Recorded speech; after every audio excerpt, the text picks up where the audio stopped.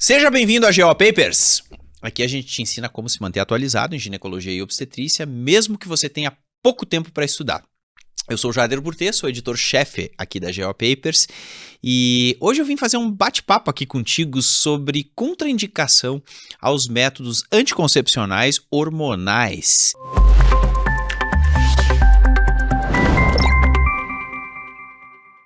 Coisa tão frequente no nosso dia a dia, né, que às vezes a gente pensa, poxa, chega uma paciente lá que ela me relata, né, que teve uma história familiar de trombose, uma mãe e uma tia que tiveram trombose, aí eu já fico com um pouco de medo, será que eu posso dar pílula para essa paciente? Não posso?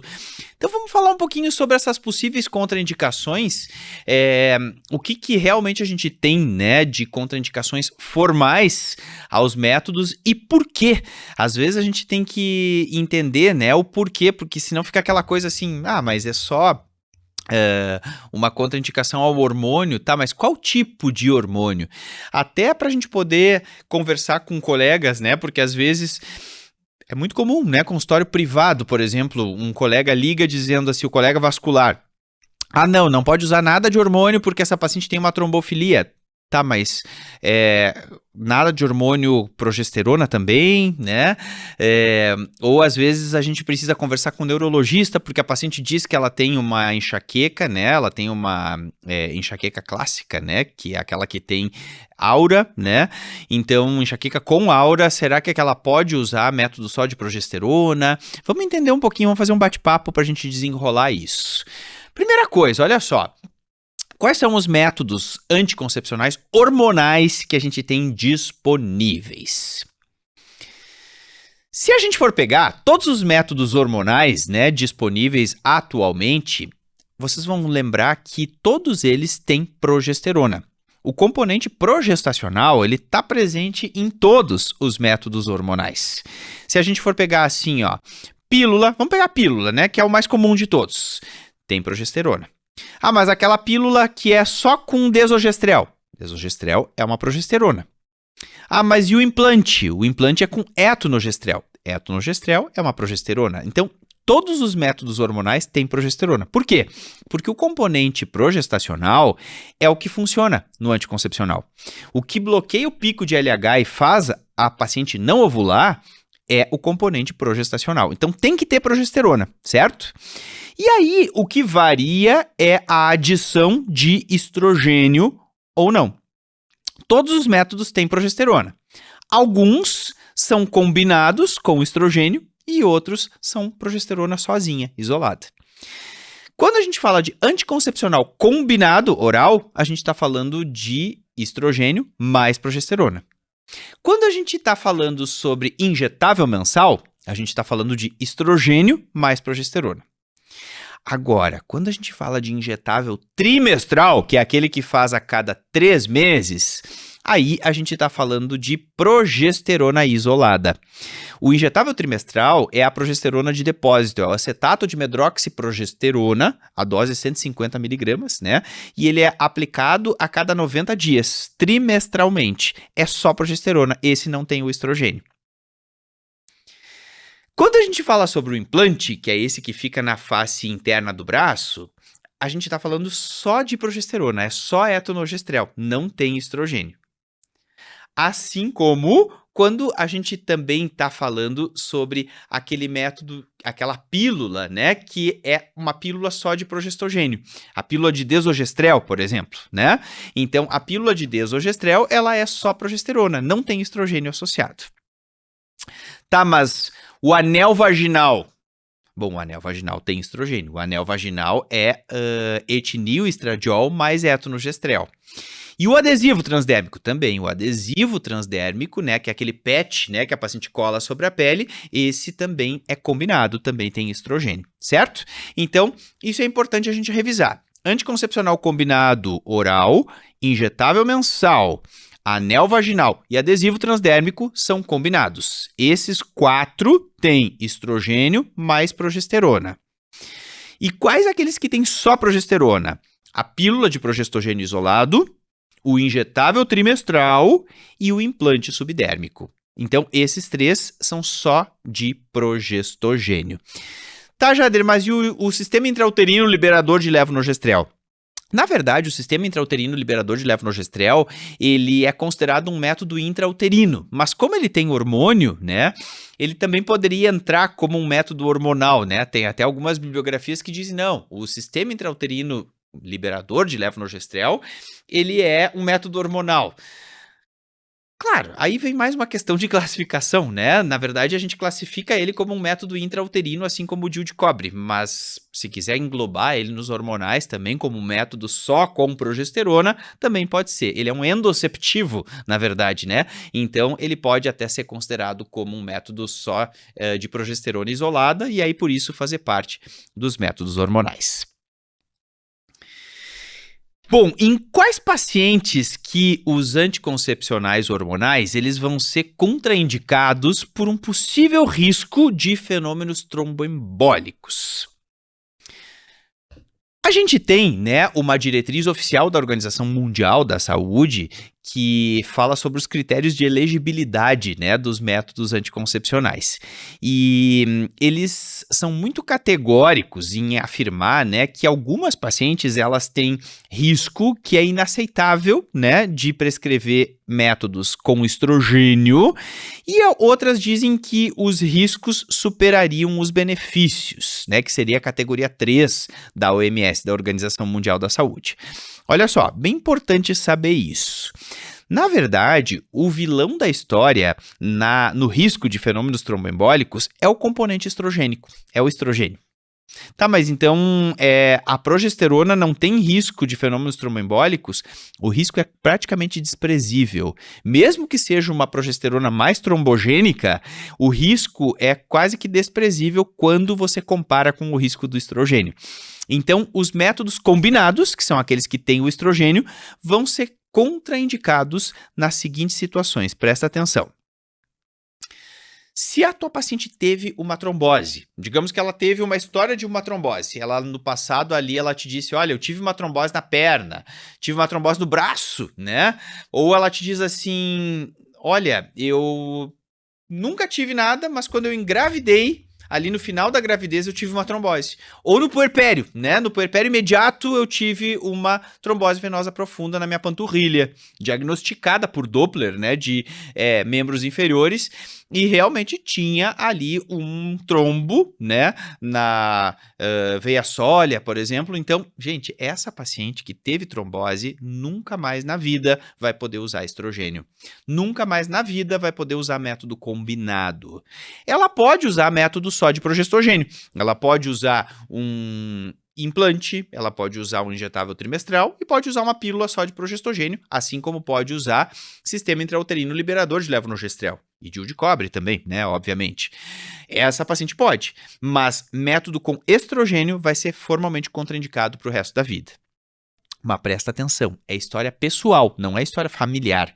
Tem gente que às vezes pensa, mas se a mãe teve, então ela vai ser contraindicado também. Não tem nada a ver com a mãe, né?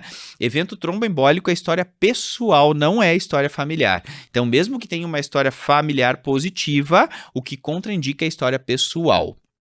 Tá, mas e digamos que a paciente nunca teve trombose, ou teve alguma coisinha ali no passado que não ficou bem esclarecida, mas fizeram um diagnóstico de uma trombofilia hereditária. Às vezes os pacientes chegam, né, ali, eu tenho deficiência de proteína S, tenho deficiência de proteína C, eu tenho mutação congênita no fator 5 de Leiden, né, que é uma das coisas que às vezes a gente diagnostica. Olha, se tem mutação no fator 5 de Leiden, ela tem uma trombofilia hereditária. Se ela tem uma trombofilia hereditária reconhecida e diagnosticada, não pode usar estrogênio. É uma contraindicação formal aí ao uso do estrogênio para o resto da vida. Então, essa paciente, pelo risco tromboembólico, né, ela não pode usar método combinado. Tá, mas método só de progesterona pode? Pode. Método só de progestogênio ela pode usar. Às vezes elas chegam dizendo assim, eu comecei a tomar essa pílula aqui só de progestogênio, cheguei lá no vascular e ele ficou apavorado que eu tô usando pílula, né? Porque às vezes eles colocam tudo dentro do mesmo saco e acham que tudo que é pílula é igual. Não, gente, a gente tem que ter esse tipo de discernimento, inclusive, às vezes para conversar, né, para discutir o caso com um colega. Olha só, se a paciente, ela tá tomando pílula só de progestogênio, pode, não tem problema. O que não pode é usar estrogênio. Não pode anticoncepcional combinado, oral, não pode injetável mensal, não pode anel vaginal e não pode adesivo transdérmico, porque são os métodos combinados. Aqueles só de progesterona, ok, legal, pode usar. Jader, mas assim, ó, e se ela me disse que ela tem, nunca teve nenhum fenômeno tromboembólico, só que assim, ó, ela fuma desde a juventude. Desde os 14 anos a paciente fuma, né, agora ela tá com 35, né, ela chega pra ti e diz assim, não, mas é sempre assim, desde a minha adolescência eu sempre fumei, né, e sempre tomei pílula. Não pode mais. Com 35 anos não pode mais. É uma contraindicação super, super formal, né? O risco passa a ser superior ao benefício depois dos 35 anos. Cigarro. Todo mundo sabe que aumenta risco de trombose, certo? Por si só, o cigarro é um fator trombogênico. Sim. Estrogênio, do anticoncepcional combinado, do injetável, do anel e do adesivo, aumenta risco de trombose, de fenômeno tromboembólico. Até os 35 anos, a gente tem uma pessoa jovem, né? E o benefício ainda supera o risco. É categoria 2 da Organização Mundial da Saúde. Agora, 35 anos, gente, quando ela fez aniversário de 35 anos ou mais, o risco passa a superar o benefício. Então, porque aí entra o fator idade, né? O terceiro fator que é a idade. Então, eu tenho aí cigarro, estrogênio, mais o fator idade. É o coquetelzinho molotov, né? Para ela ter um evento tromboembólico. Tem que parar de tomar anticoncepcional combinado. Mesmo que usou a vida inteira, tem que parar e passar para uma pílula só de progesterona, né?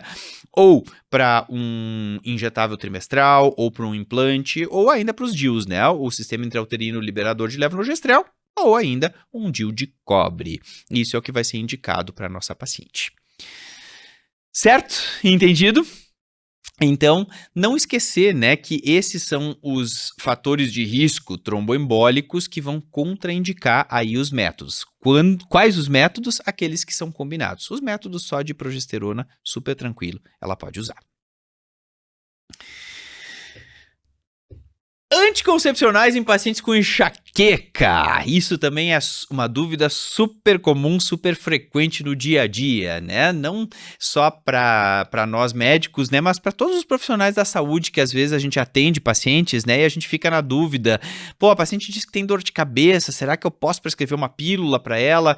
E ela chega querendo tomar pílula. Ela diz, eu quero tomar uma pílula porque comecei a ter atividade sexual, mas assim, tem muita dor de cabeça. Posso ou não posso, né? Prescrever anticoncepcional combinado. Gente, primeira coisa, que dor de cabeça não é tudo igual, né? A gente tem que saber qual é o diagnóstico que a nossa paciente tem. Dor de cabeça não é tudo igual. Existe aquela cefaleia tensional, né? Que é mais comum em pessoas jovens, geralmente por estresse, por privação de sono, por alimentação ruim, né? Que é aquela dor de cabeça que geralmente dá final do dia, né? A pessoa tá cansada, ela é holocraniana, né? Então, tudo bem, não tem problema, né? Ela alivia com os analgésicos comuns, ela pode tomar anticoncepcional. Essa paciente não tem problema nenhum. O problema, gente, é a enxaqueca, porque a enxaqueca a gente já sabe que é uma doença que tem associação com um fenômeno vascular.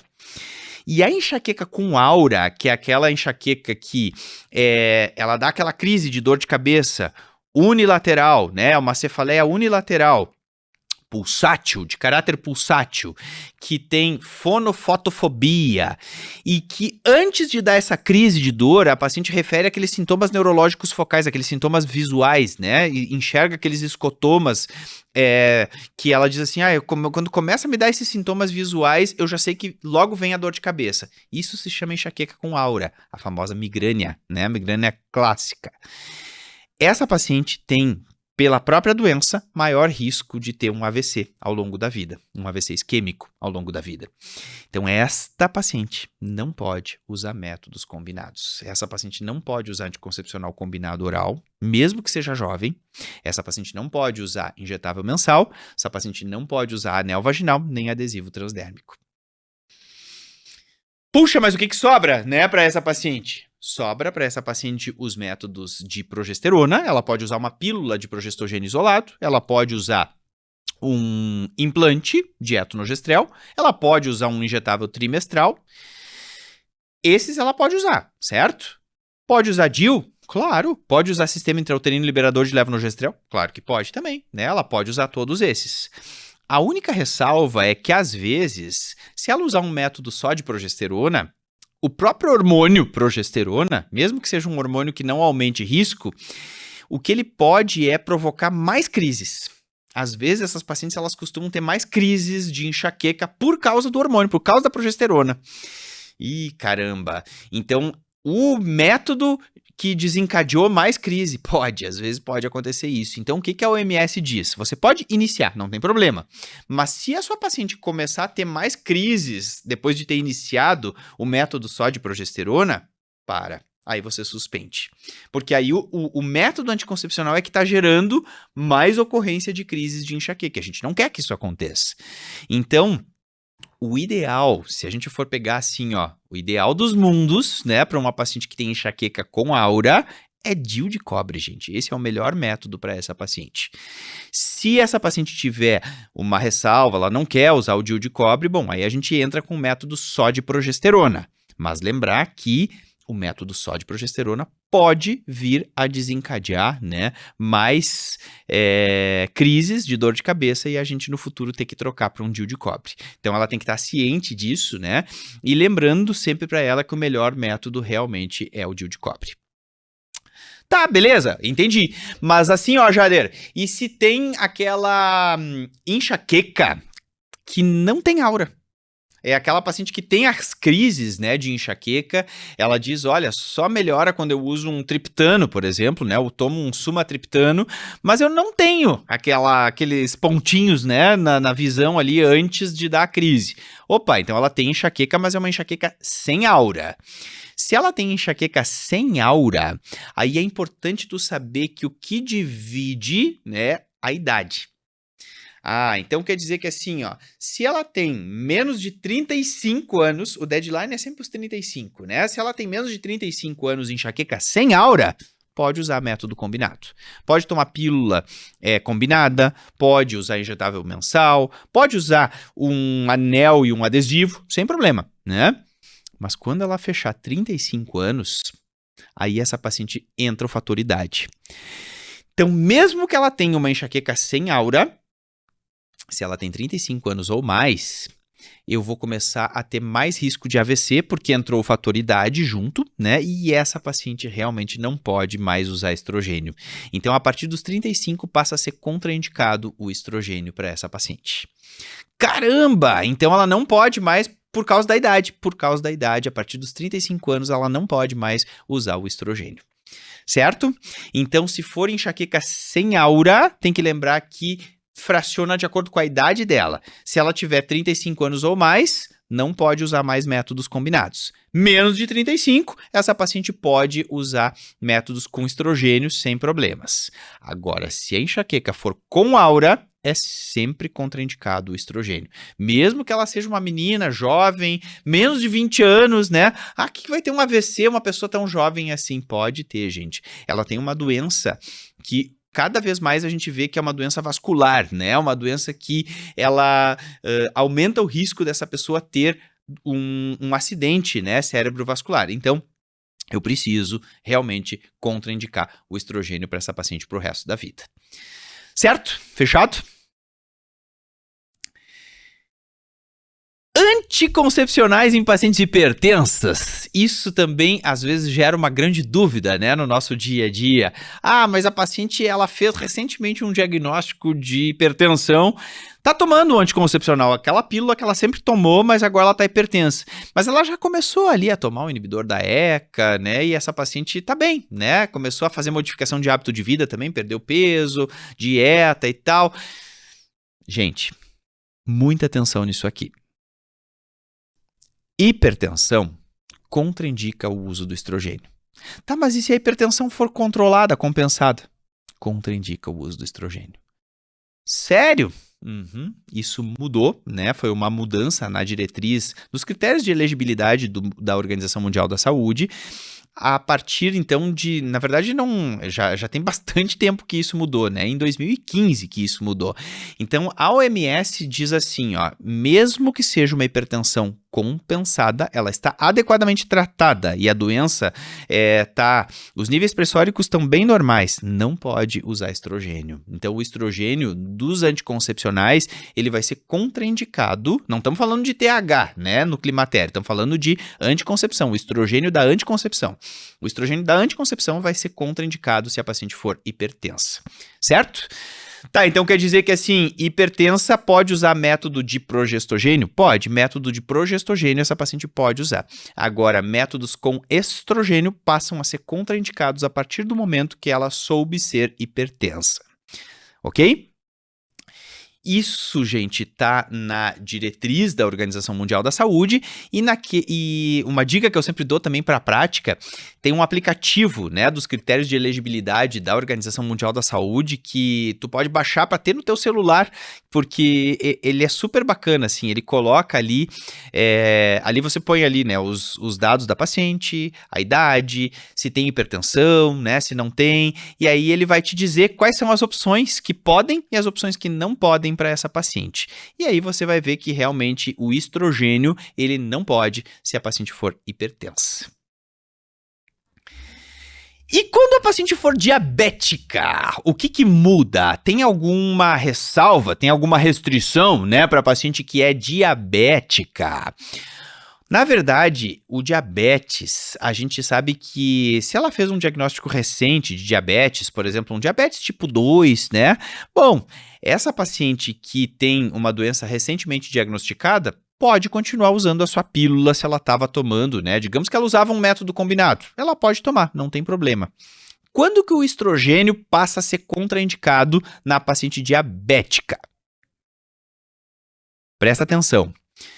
O tempo de doença é o que importa, ou a presença de doença vascular.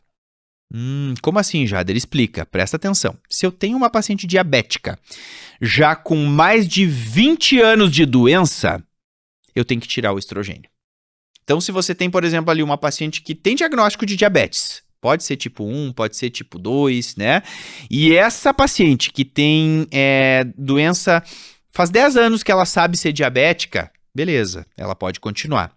Agora, quando fechou 20 anos já de diagnóstico da doença, para o estrogênio. Ah, mas acho que com 20 anos de doença a paciente já vai estar menopausada. Muitas delas sim, mas muitas não, né? Às vezes é diagnóstico de diabetes tipo 1 na infância, muito cedo, né? Se já deu mais de 20 anos de diagnóstico, não pode usar método com estrogênio. E presta atenção. Se a paciente tiver doença vascular instalada, digamos que ela já tem vasculopatia pelo diabetes, também contraindica o uso do estrogênio. Então, para a paciente diabética, o que tem que estar atento é a presença de vasculopatia ou o tempo de doença. Se ela te diz que é diabética já há mais de 20 anos, pare de usar estrogênio. Se ela te diz que tem vasculopatia, né, ou você olha no prontuário e vê que ela já tem vasculopatia por diabetes, também contraindica sempre o uso do estrogênio. Isso é muito comum, né? Às vezes esse tipo de dúvida a gente tem no dia a dia, então sempre lembrar que o tempo de diabetes é uma das informações mais importantes, mais valiosas, né, que a gente tem para considerar aí a contraindicação ao estrogênio nas nossas pacientes.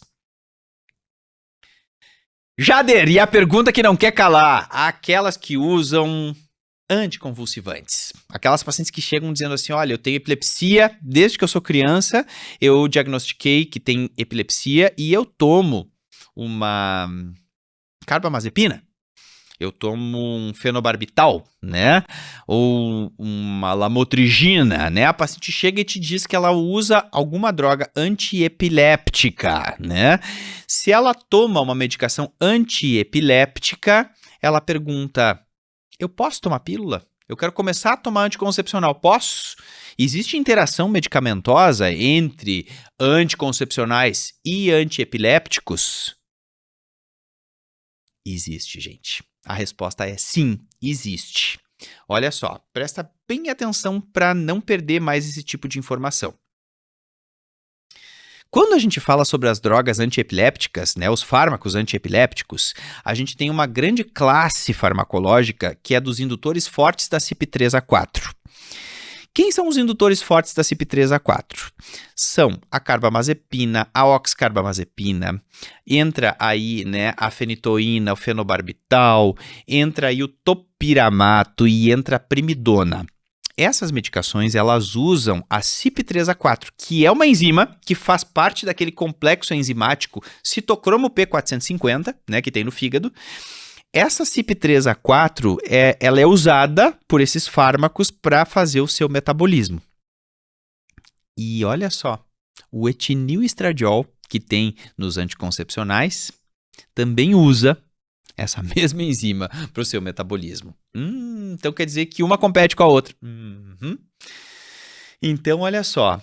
Quando a gente tem uma usuária de essas medicações que eu citei, né, de indutores fortes da CYP3A4, a gente não pode usar nada que tenha etinilestradiol e qualquer coisa que tenha que seja por via oral, né, vai ter a primeira passagem hepática e vai usar esse complexo enzimático aí também para fazer o seu metabolismo.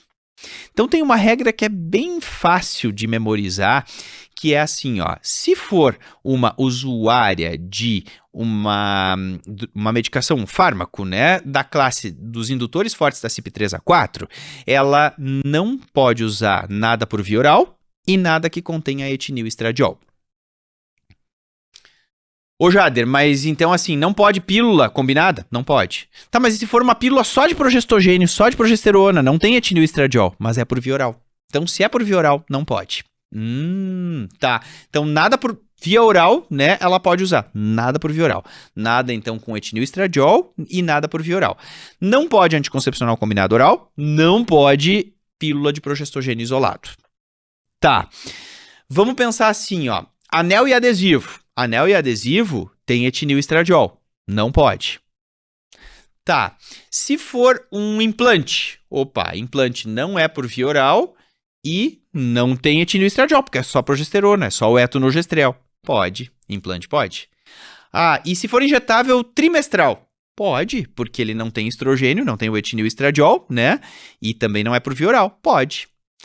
Ô Jader, mas e se for um injetável mensal? Olha só a especificidade disso aqui. Os injetáveis mensais, eles são combinados. Eles são estrogênio mais progesterona. Mas o tipo de estrogênio que tem, né, nos injetáveis mensais, ele é o valerato de estradiol.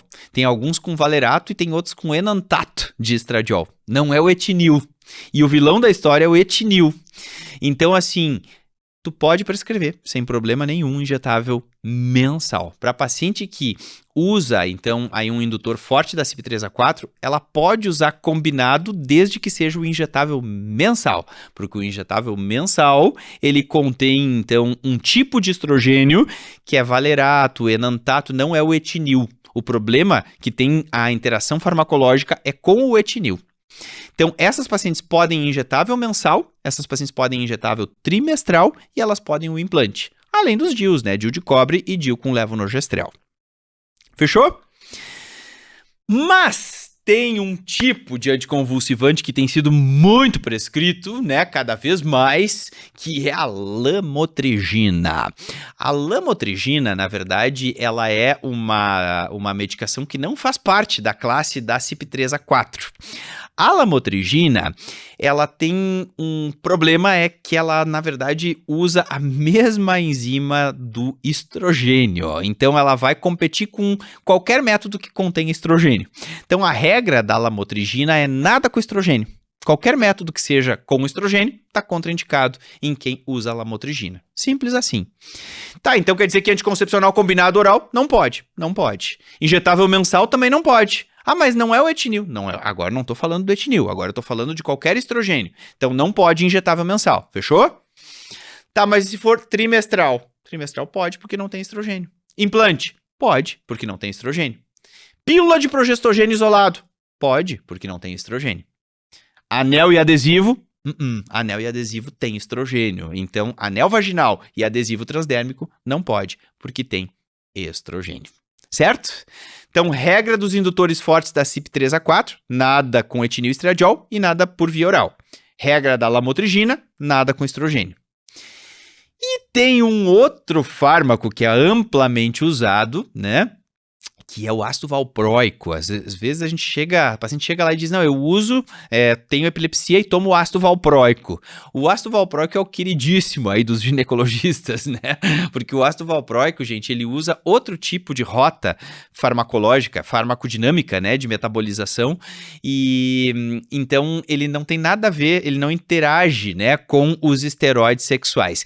Então a gente pode prescrever qualquer método para a usuária de ácido valproico. É o que eu sempre digo, quando elas chegam e dizem assim, ó, eu uso ácido valproico. Podemos dar qualquer coisa, né? Desde que não seja contraindicado por outro motivo, né? A gente pode prescrever porque realmente com o ácido valproico vai, né? Então é só lembrar assim, ácido valproico, vai. Pode prescrever que não tem interação, não vai ter essa interação medicamentosa, né? De um diminuir o efeito do outro. Beleza? Esse era o meu recado, então, muito obrigado aí pela atenção de vocês. O objetivo é a gente estar sempre trazendo e divulgando conhecimento aqui por esse nosso canal, né? Então, assim, continuem sempre acompanhando e o objetivo é vocês cada vez trazerem também mais provocações para a gente construir juntos aí mais videocasts, mais podcasts, para que realmente todos possam aprender, né? E construir dentro da nossa especialidade o conhecimento que ela merece. Muito obrigado.